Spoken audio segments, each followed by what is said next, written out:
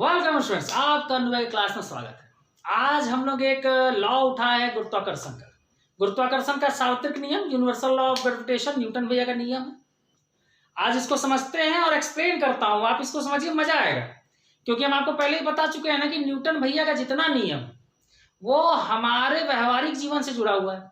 Newton का पहला नियम, दूसरा नियम, तीसरा नियम, तीनों नियम हम एक्सप्लेन कर चुके हैं और कैसे हमारे व्यवहारिक जीवन से जुड़ा हुआ है ये हम आपको बता चुके हैं। इसका वीडियो अपलोडेड है, आप चाहे तो देख सकते हैं। आज बारी इनके गुरुत्वाकर्षण के सार्वत्रिक नियम का है जो कि नाम से ही क्लियर है। सार्वत्रिक मतलब क्या होता है? यूनिवर्सल। और यूनिवर्सल मतलब क्या हो गया? जो पूरे यूनिवर्स में। तो गुरुत्वाकर्षण का जो सार्वत्रिक नियम है ना, ये पूरे यूनिवर्स पर लगता है। हमारे आप पे भी लगता है, धरती पर और चांद पर भी लगता है, हर जगह लगता है। कैसे लगता है हम समझाएंगे। पहले नियम समझिए। इनका नियम क्या है? ब्रह्मांड का प्रत्येक कण प्रत्येक दूसरे कण को एक बल के साथ आकर्षित करता है जो उनके द्रव्यमान के गुणनफल के समानुपाती और बीच के दूरी के वर्ग के व्युत्क्रम क्रमानुपाती होती है। लाइनिंग समझिए, 3 लाइन का नियम है, लेकिन इन 3 लाइन से सारा संसार चलता है। कैसे हम समझाते हैं, पहले नियम समझिए। ब्रह्मांड का प्रत्येक कण, मान लीजिए ये एक कण है, इसका द्रव्यमान मान लीजिए m1 है। प्रत्येक दूसरे कण को, मान लीजिए दूसरा कण है, इसका द्रव्यमान m2 है।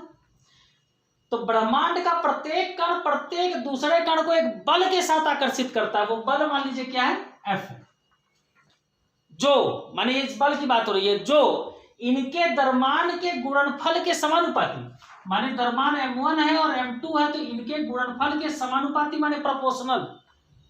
और बीच के दूरी, मान लीजिए इनके बीच की दूरी r है, तो बीच के दूरी मतलब r के वर्ग के स्क्वायर के व्युत्क्रम क्रमानुपाती माने रेसिप्रोकल है। ये जो इतना छोटा सा नियम है, ये खाली न्यूटन भैया के सर पर सेब गिरने से नहीं आया। वो तो मान लीजिए कहावत है, कहानी है, सच कितना है नहीं है ये तो न्यूटन भैया जानते हो। कहीं इसका कोई वो नहीं है, एक्सप्लेनेशन नहीं है कि ये नियम सही है। कहा जाता है कि हाँ उनके सर पे सेब गिरा। अब ये नहीं पता कि सेब गिरते ही पता चला या उसके पहले से वो रिसर्च कर रहे थे। वैसे कहा यह जाता है कि ये नियम लगभग 400 वर्षों की खोज है। फाइनल इसको न्यूटन भैया ही की है। तो समझिए, पहले बात समझिए, ये नियम कितना अच्छा है। जैसे बात ऐसे समझिए कि अगर हम आपको कहते हैं कि क्या हम इस छत पे उल्टा चल रहे हैं, मतलब पैर मेरा जमीन पे खड़ा है ना। अब आप कल्पना उस स्थिति की करिए। वो बादशाह मूवी देखे हो ना, बादशाह में शाहरुख खान के पास एक जूता होता है जिससे वो दीवार पे चलता है। तो क्या पॉसिबल है कि हम छत पे ऐसे उल्टा चले? नहीं ना, सोच के अजीब लगता है। लेकिन ये नियम कहता है नहीं, पॉसिबल है।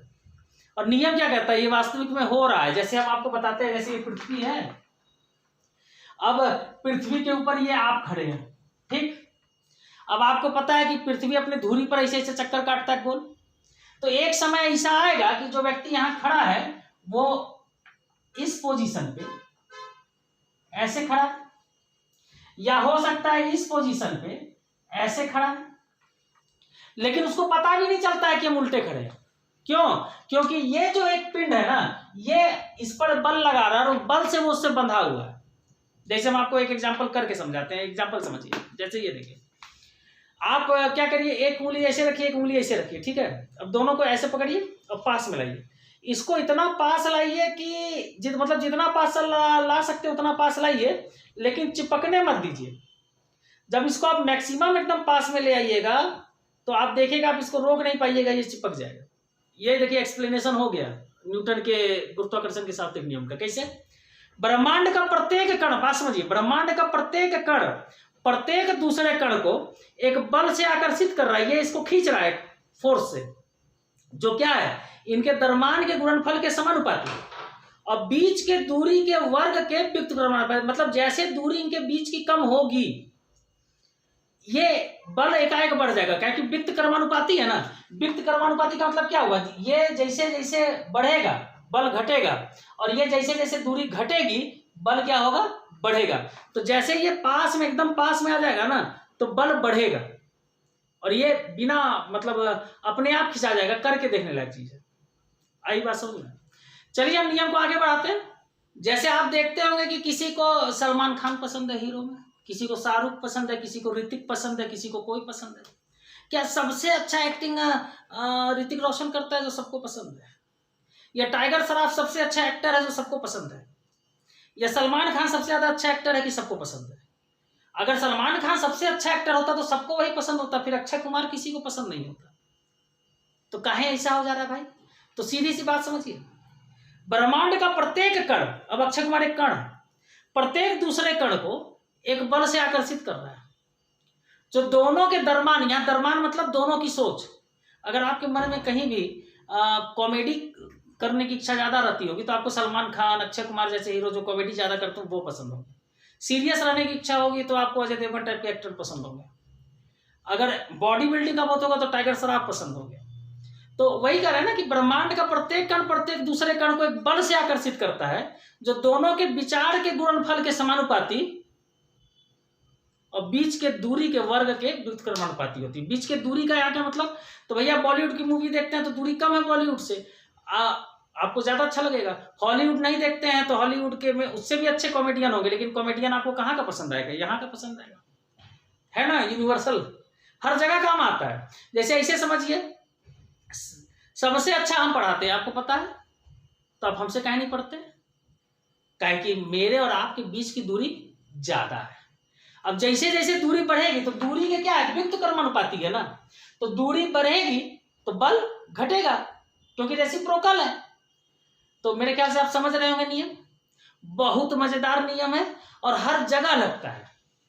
यहाँ पे अब आप यहाँ पे लोगों को एक शंका होती है कि जब ये बात सच है तो मंगल ग्रह पृथ्वी ग्रह को खींच क्यों नहीं लगता है? क्योंकि भाई उसका भी द्रव्यमान बहुत ज्यादा, इसका भी द्रव्यमान बहुत ज्यादा, और आप कह रहे हैं कि दोनों के बीच लगने वाला बल इनके द्रव्यमान के गुणनफल के समानुपाती है। तो दोनों का द्रव्यमान जब ज्यादा है तो बल भी ज्यादा होगा ना, तो खींच लेना चाहिए। कहीं नहीं खींचता है तो काहे? यह दूरी के कारण, क्योंकि इनके दूरी के वर्ग के ये सीधे स्क्वायर हो जा रहा है ना, तो इसका वैल्यू बहुत बड़ा हो जा रहा है। तब जब इन दोनों के द्रव्यमान का गुणनफल करके दूरी बहुत बड़ा हो जा रहा है तो इसका वैल्यू जो आ जाएगा वो पॉइंट कुछ में आ जाएगा, तो बल कम हो जाएगा। इतना पावर नहीं होता कि खींच पाएगा। जिस दिन इतना पावर हो जाएगा उस दिन खींच भी लेगा। तो हमको लगता है न्यूटन के गुरुत्वाकर्षण का सार्वत्रिक नियम आप समझ गए होंगे। एक बार रिपीट करा मेरे साथ, बोलिए।